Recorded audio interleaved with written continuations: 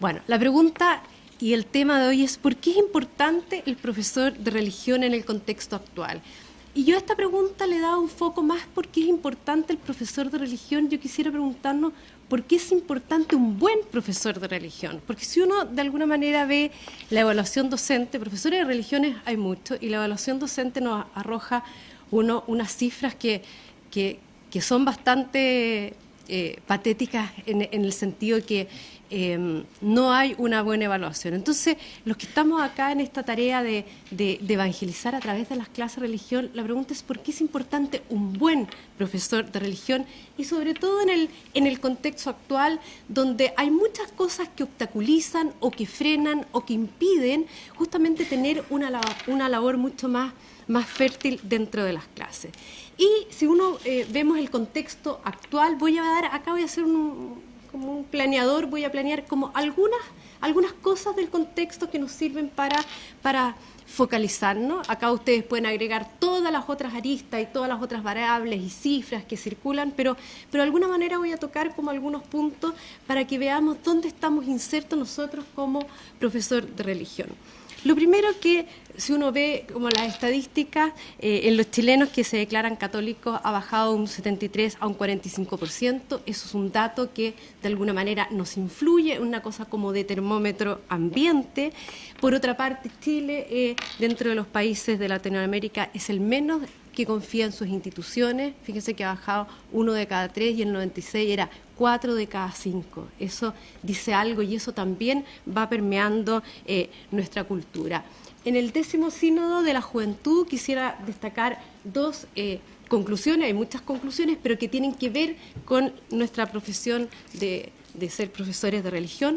Por una parte, que hay un profundo desconocimiento a nivel de jóvenes de lo que es la doctrina, de lo que es justamente la verdad que profesa la fe católica. Hoy día, fíjense que la religión hay una cierta analogía más como con obras sociales, con ciertos rituales, pero la religión tiene una doctrina, tiene una verdad que proclama. ¿Cuánto desconocimiento hay justamente de eso? Y por otra parte, hay un gran llamado a que los profesores de religión tenemos que renovar nuestras metodologías, la didáctica al interior de la sala de clase. Eso es un llamado en general a lo que es la docencia, pero sobre todo en las clases de religión. Eso como parte de un contexto. Esta cartilla no está publicada en Chile, pero forma parte de nuestro ambiente, ¿cierto? Cuando se proclama una Europa laica, esto pegan en la entrada de los colegios. Ustedes saben que en Europa ahí tienen que inscribir los padres en las clases de religión. ¿Por qué no a las clases de religión? Quizá hoy día no está tan explícito acá, pero hay cosas en el ambiente que sí ya nos están sonando, ¿cierto?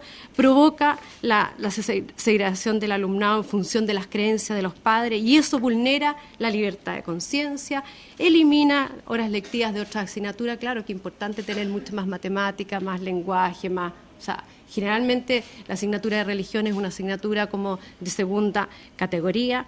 Hay contenidos de adoctrinamiento que entran en contradicción con la razón, la ciencia y los derechos humanos. Fíjense todo lo que está de alguna manera en el ambiente. No voy a leer todo, pero los dogmas religiosos van en contra del pensamiento crítico y la autonomía personal. O sea, de alguna manera estas cosas empiezan como a permear nuestro pensamiento. Los centros de enseñanza deben servir para aprender y no para creer. Estoy leyendo así como desordenado.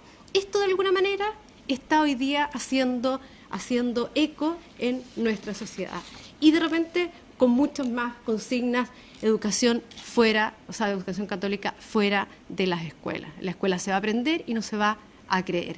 O sea, eso de alguna manera está influyendo en bajar como mucho más la valoración social de nuestros profesores de religión. Pero frente a esto también, y también, bueno, todo lo que hemos vivido, ¿cierto?, como iglesia chilena, que de alguna manera se hace eco en todo lo que vivimos dentro de la profesión de nuestra fe.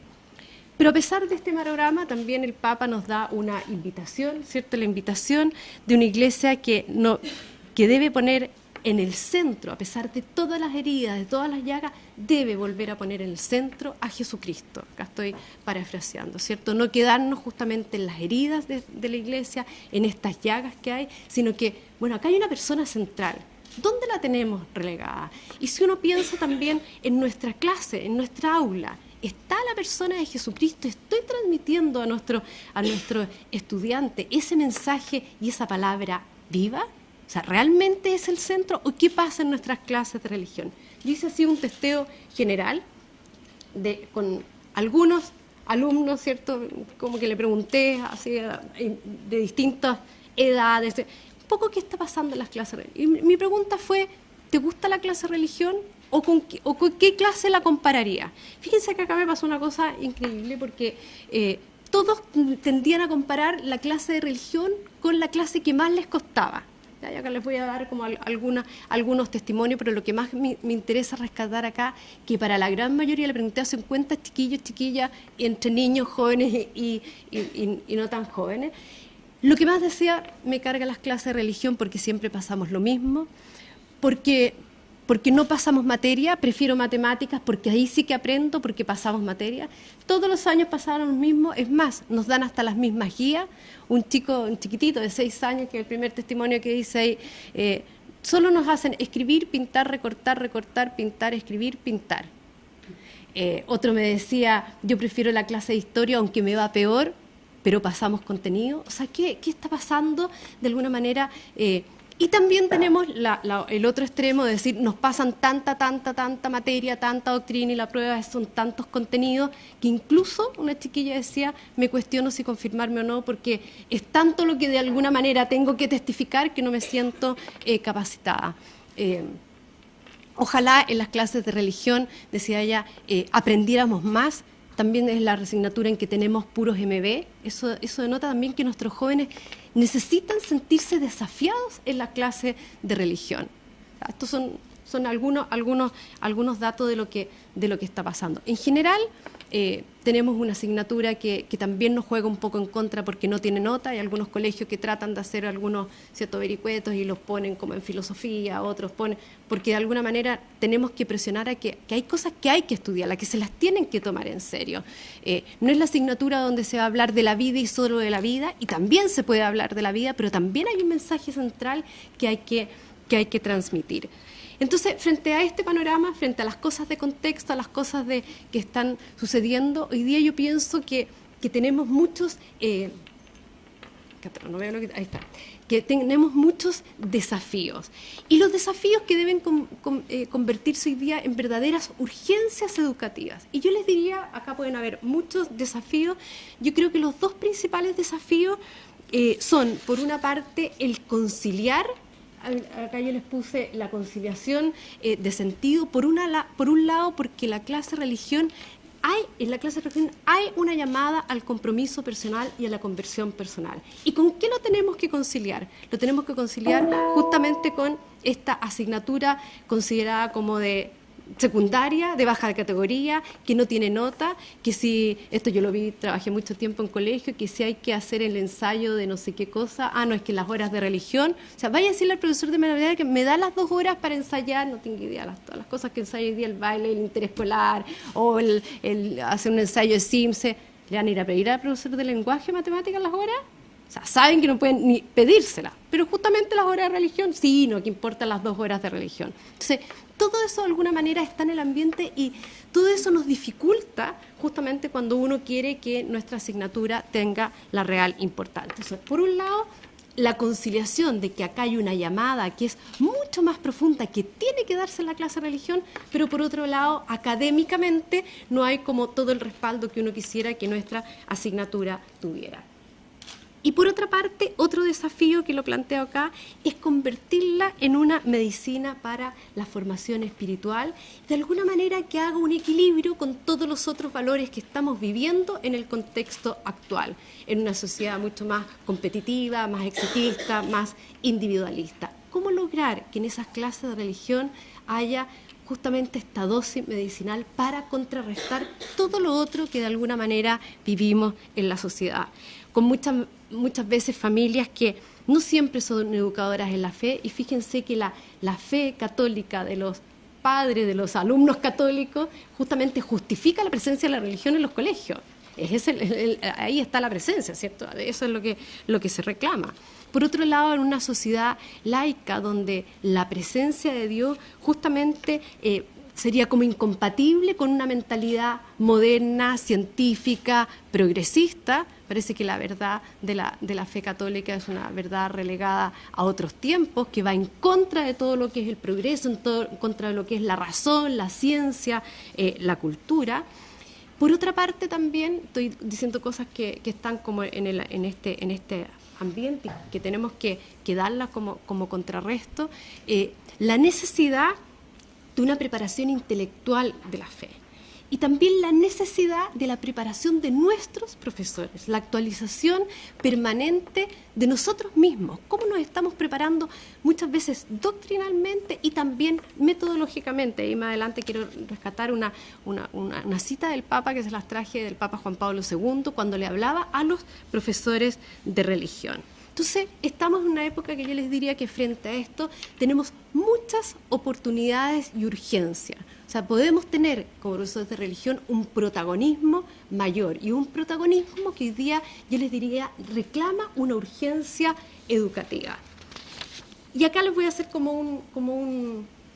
una lluvia, como ideas, pero que cada uno pesque y diga, porque la verdad que uno, cuando uno... Yo pensaba qué cosas decirle. De hecho, cuando yo preparé esto, escribí como 30 páginas y dije, no, acá hay que acortar mucho, me interesa que se queden con una idea, pero en este barrido darles como algunas alternativas, y ojalá que la tarea de ustedes sea, a ver, en esto me voy a enfocar yo. En este segundo semestre quizás el foco de mi clase de religión va a estar en esto. Entonces yo les voy a dar como algunas sugerencias, algunas ideas. Uno dice, bueno, ¿por dónde puedo ir dándole más sustancia a lo que yo hago como profesor de religión? ¿Y qué desafío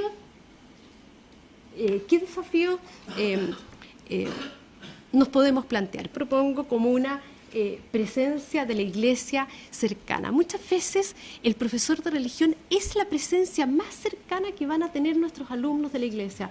Hay familias que creen, que no creen, hay algunas que practican, otras que no practican, unas que son más piadosas, otras que no son más... Hay algunas en las que son más explícitas la declaración de valores, hay familias que empujan más, otras que empujan menos a esto, hay algunas más indiferentes, otras más comprometidas, menos comprometidas.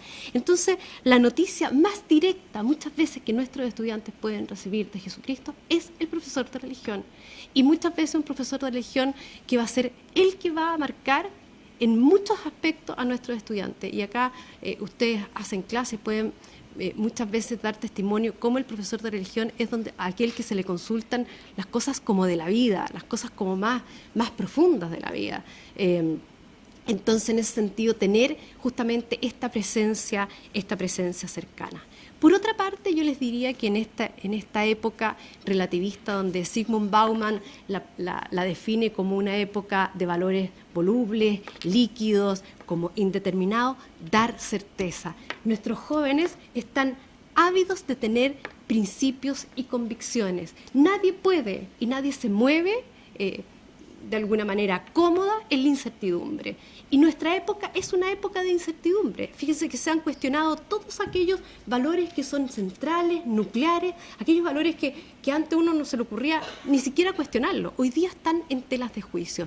Y frente a eso tenemos que de alguna manera dar certeza. Como decía Agustín, cree para creer, comprende para creer, ¿cierto? Su relativo. Nadie ama lo que no conoce. Si no conozco a la persona de Jesucristo, no me puedo enamorar de Él. Si no conozco su historia, si no conozco esta verdad que está proclamando la Iglesia Católica, no me voy a enamorar. Y justamente el profesor de religión en ese sentido es un intelectual. Hay que mostrar ese contenido de la verdad. ¿Por qué? Porque en la medida que yo lo hago querible, amable, adorable, puedo de alguna manera después vivir en coherencia, en concordancia mi propia vida. Cuando uno se enamora de algo, uno se arrastra por ese algo, en el buen sentido de la palabra, como que eso tira. Pero primero tengo que conocer. O sea, ojalá que la clase de religión sea ese espacio donde se den estos principios, donde se den esas certezas, certezas que me hagan moverme en el mundo y decir, bueno, por eso yo voy a apostar. Eso que me atrae es justamente donde yo voy a poner todas las fichas de mi vida, pero eso de alguna manera hay que también mostrarlo. La clase de religión es una clase donde uno puede dar los fundamentos y las raíces. Nadie se mueve sin raíces. Necesitamos sentirnos profundamente enraizados. Es también justamente la clase donde yo puedo acercar a los que están alejándose o en peligro de alejamiento. ¿Cuánta gente se ha alejado ahora últimamente? Y hay veces que esa palabra precisa, o ese mostrar, o ese encantar nuevamente, o ese renovar las miradas frente a una religión que a veces parece estar desgastada, es a veces una tarea clave del profesor de religión. Por otra parte, es un espacio donde ojalá se den respuestas para la vida. Y acá creo que el sacerdote también decía en la misa, ¿cierto?, hacerse cargo de las cosas que traen en sus cabezas. Hoy día nuestros niños, jóvenes, traen muchas dudas, hay muchos quiebres intelectuales con respecto a la propia religión que se han producido. Que sea el minuto de aclararlo, exponerlo, analizarlo, valorar lo que ellos traen, no decir, no, lo que pasa es que tú estás contaminado por no sé qué cosa, o sea, darles un espacio y una cabida a sus dudas, a sus incertidumbres, eso es clave, pero para partir de ello poder dar nuestra certeza, poder dar las convicciones, poder mostrar el camino, hacer una propuesta que les dé sentido a su propia vida, pero primero haciéndonos cargo de todas aquellas inquietudes y todas aquellas dudas legítimas que hoy día tienen. Pienso que hoy día se les derrumbó el piso, ya les sacaron un piso que era seguro, también con muchas familias también cuestionadoras de la Iglesia. Entonces, si no tienen desde las mismas bases y desde las mismas familias, bueno, ¿qué le pedimos? Y de alguna manera el profesor de religión puede hacerse cargo de eso también. Y en ese sentido mostrar lo que yo llamo la razonabilidad de la fe. La fe cristiana es profundamente razonable, no es algo ni que va en contra de la ciencia ni en contra de la cultura, sino que al contrario, aporta a la cultura esa dosis humanizadora que tanto se necesita y que se contrarresta a una sociedad mucho más hedonista. Y en ese sentido también la invitación en los colegios es hacer un diálogo permanente interdisciplinario. La asignatura de religión no puede ser una asignatura en el currículum que no conversa con el resto de las asignaturas, porque esta verdad es una verdad transversal. Y de alguna manera ojalá nos sentáramos con el profesor de arte, de biología, de historia, de filosofía y bueno, ¿qué tenemos en común? ¿En dónde vamos a enganchar? Porque fíjense que hoy día se entiende que la formación integral, de la cual se habla, es como dar, mientras más asignaturas y cosas distintas le doy, más integral es la formación. Eso no es la formación integral. La formación integral es justamente que a través de distintas miradas yo integro, pero en la unidad de la persona. Yo puedo tener miles de talleres, miles de cursos y todo eso convertirse en una sumatoria académica, pero que no llega a la formación integral. La formación integral es cuando yo, a partir del propio centro, puedo tener una mirada unificada de las disciplinas. Porque ¿qué hacen las disciplinas académicas? Nos muestran la vida desde distintas ventanas.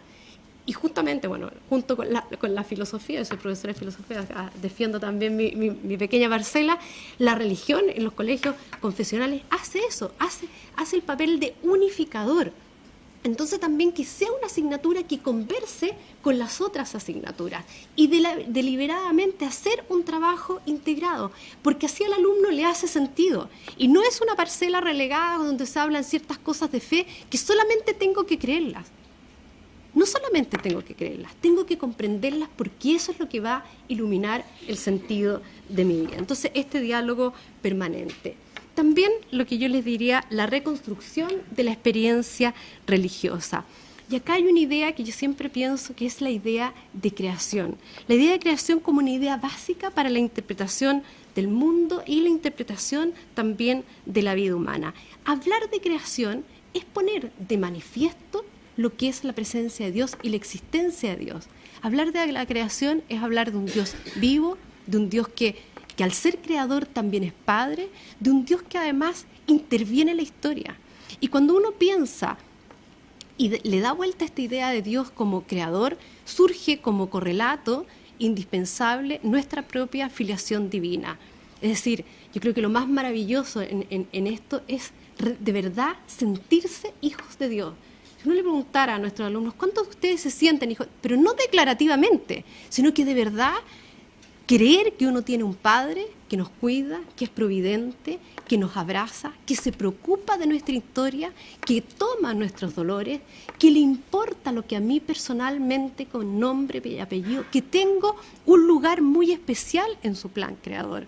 Cuando uno toma conciencia de la filiación divina, o sea, yo creo que también el cómo uno se para en el mundo, también uno se para distinto al creerse de verdad que es hijo de Dios. Entonces, cuando yo hablo de esta reconstrucción de la propia experiencia religiosa, es decir, sí, creo en Dios, pero creo como qué, como de verdad que soy una creación suya y que tengo un lugar y ocupo una misión clara, maravillosa, amada y querida desde siempre en este minuto de la historia, por más compleja que me parezca en este minuto de la historia. Por algo nacimos en este minuto y no en otro. Mejor románticamente a algunos le hubiera gustado nacer en Grecia, feliz, y caminar con Platón y Aristóteles por las calles de Atenas, maravilloso, pero también cuando uno toma conciencia que es hijo de Dios y que es un Dios que es providente y que me quiso y que me pensó desde el principio, uno dice, algo tengo que aportar acá, no me puedo farrear mi propia vida. Entonces, esa conciencia también hacerla desde la clase de religión. Otra propuesta que les traigo, la narración de historia. Todos somos narradores, todos intercambiamos historias, ¿cierto? Cuando uno se encuentra con alguien y dice, hola, ¿cómo estás? Bueno, ¿y cómo te ha ido? Cuéntame. Vivimos contando historias. Y justamente la clase de religión también para contar historias de la historia de Jesús y también el hecho de contar otras historias que hagan sentido a la propia historia personal. Muchas veces el contar historias y el contar historias del mismo Jesús también nos hacen replantearnos nuestra propia narración personal. Fíjense que lo que tiene maravilloso las historias es que siempre tienen como un final abierto, siempre hay algo que uno puede completar. Las grandes tradiciones de las grandes narraciones, y en este caso también de los relatos bíblicos, son una invitación a un final abierto, a un final muchas veces misterioso, enigmático, que también tiene algo de epifánico, de iluminación. Entonces, ojalá que en nuestras clases hayan muchas historias para que también esas historias hagan significación con nuestra propia historia personal. Porque oír hablar de Jesús no es oír hablar de un acontecimiento pasado, sino que es una historia que hoy día tiene que tener repercusión en mi propia historia. Entonces, ¿cómo a la luz de mi vida personal yo incorporo la palabra de Jesús, la misma historia de Jesús? También nuestras clases tienen que ser un espacio de esperanza.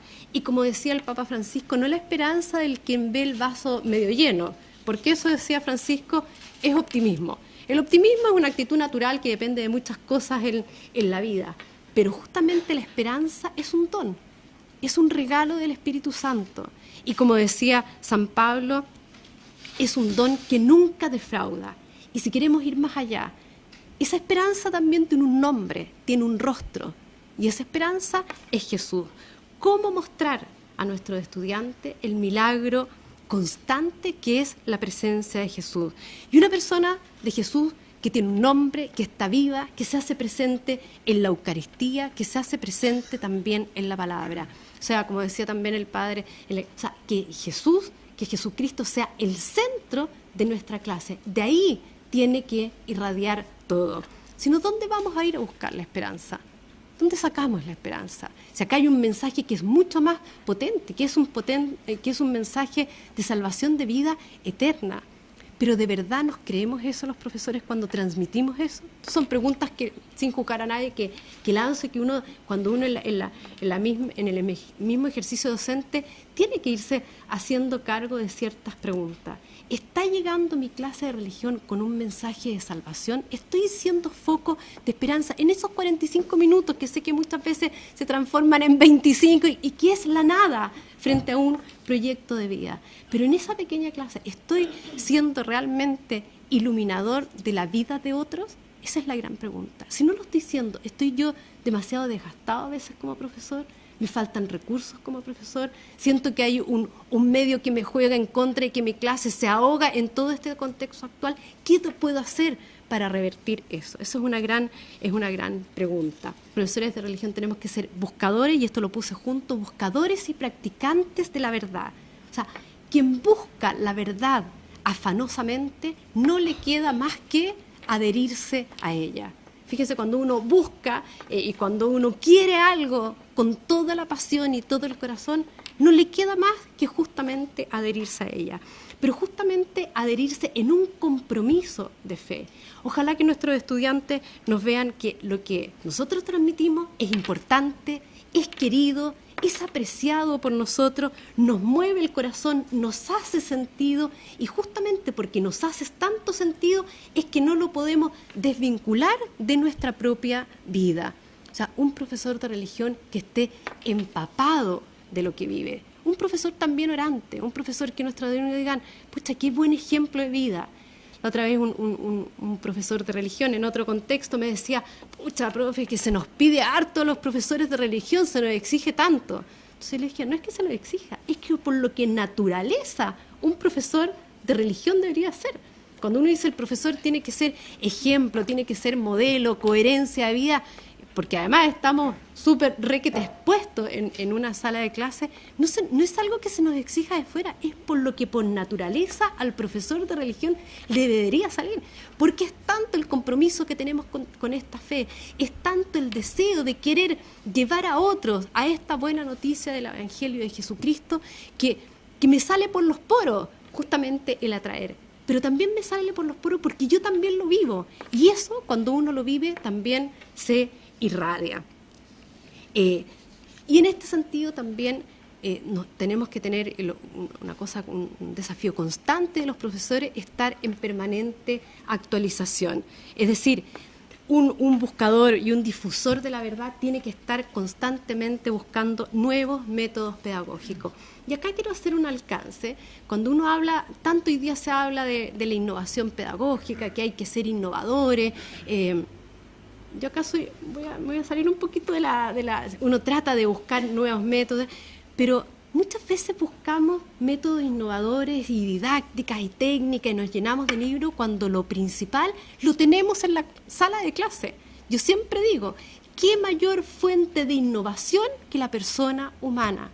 Hay veces que no tendría ni que traer ni siquiera ni medio PowerPoint, ni lámina, ni video, ni nada a mi clase, si tengo la mayor fuente de innovación que es cada una de las personas. Ahora, ¿cómo hacer? Y ahí está la creatividad de cada profesor para ese, pues, lo voy a decir así de entre comillas, a ese recurso tan vital, sacarle el mayor provecho. El año pasado, no sé si ustedes estaban cuando hablé de lo de las preguntas, ¿cómo una buena pregunta planteada, pensada, puede causar un desajuste intelectual de la clase, puede mover corazones y puedo tener la mejor discusión, la mejor clase y sin haber llevado nada, ni un lápiz, sino que justamente la intención, el preparar, porque las clases se preparan y aunque sea una pregunta media casual, nosotros sabemos que realmente uno se hace el loco y dice, ay, voy a tirar una pregunta y uno casi como que la sacó así, no, y muchas veces esa pregunta la pensó, la conversó con un colega, le dio vuelta, pero fue una pregunta clave, porque ¿qué fue lo clave de esa pregunta? Movió corazones. Eso es lo que tenemos que hacer en nuestras clases,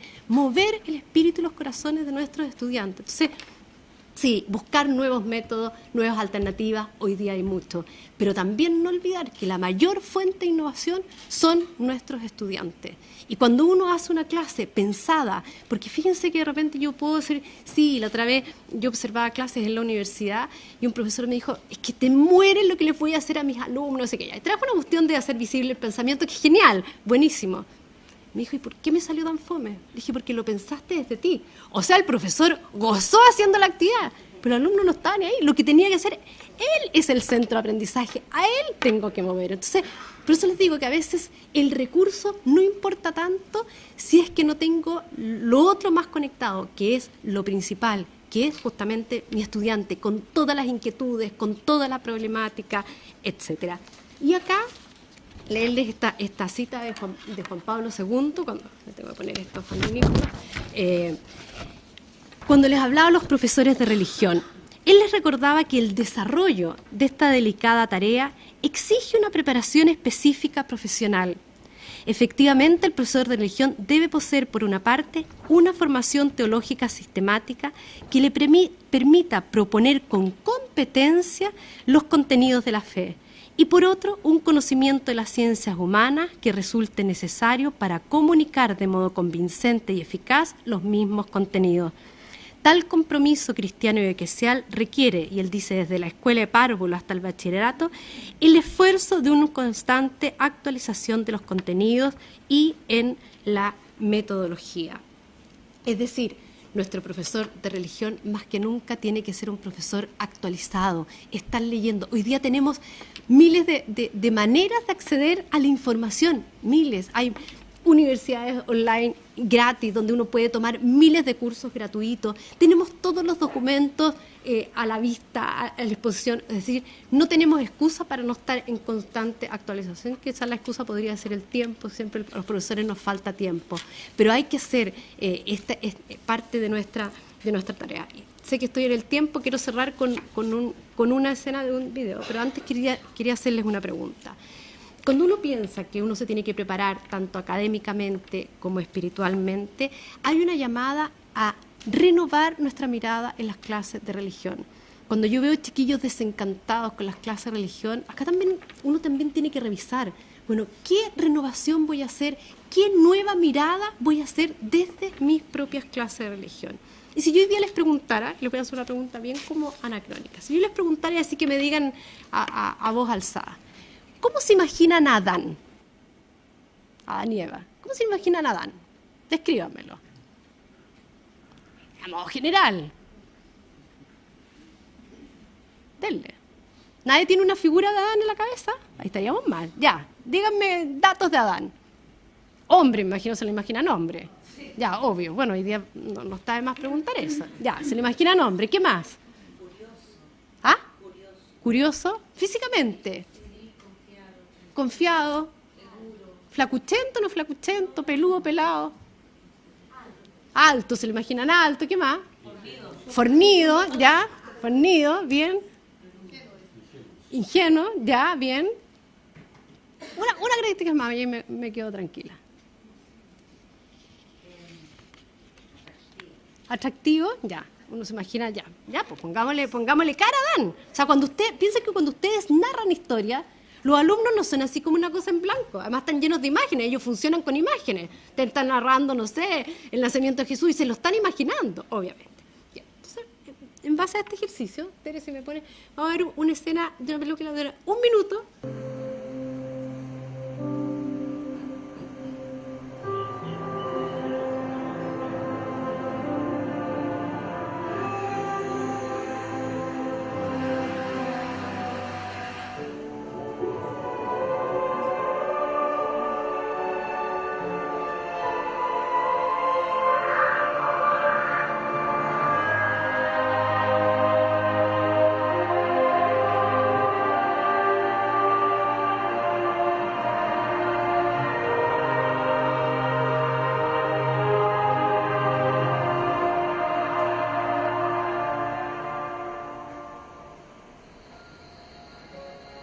Siendo tantas y tan bellas sus criaturas, a ninguna amo tanto como a la última de ellas.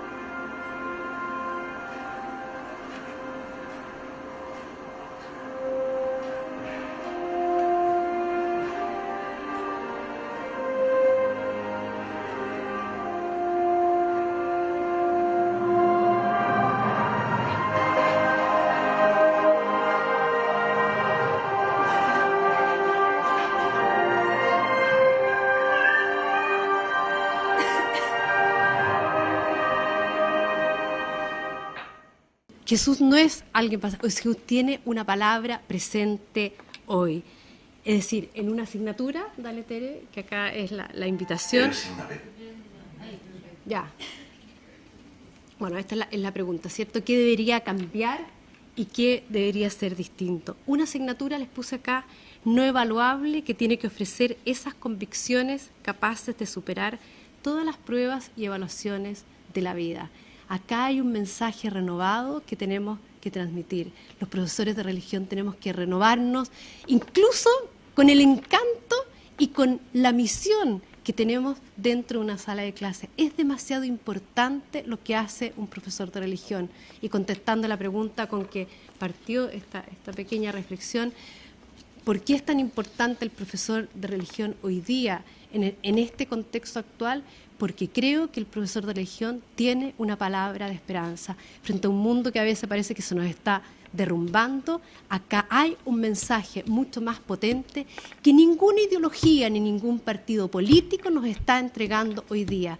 Una visión de esperanza, una visión de alguna manera de hacer este mundo mucho más humanizador, de que tiene sentido que estemos acá. Frente a tantas, no sé, diagnósticos de depresiones, de falta de sentido de vida, el profesor de religión tiene una palabra de esperanza para cada uno de nuestros estudiantes, que ojalá los alumnos que pasan por nuestra sala de clase se vayan con algún sentido de vida. Y ahí creer que de las 100 almas que pasan por mí, las 100 me deben importar. Aunque haya alguno que esté alejado, que no pesque, que lo siente indiferente, nunca ustedes se pueden dejar de pensar de que algún alcance tienen nuestras palabras. A lo mejor no vamos a ver nada, pero cuando uno piensa en aquel profesor que tuvo en el colegio, a lo mejor no tiene idea cómo me impactó esa palabra, ese gesto, esa visión de optimismo. Esa es la invitación acá frente a un mundo que claro, una asignatura desvalorizada, una profesión socialmente desvalorizada, que dentro de la sala de clase tenemos una palabra de esperanza que dar. Ese es el mensaje que quería transmitirles hoy en día. Muchas gracias por todo la vida.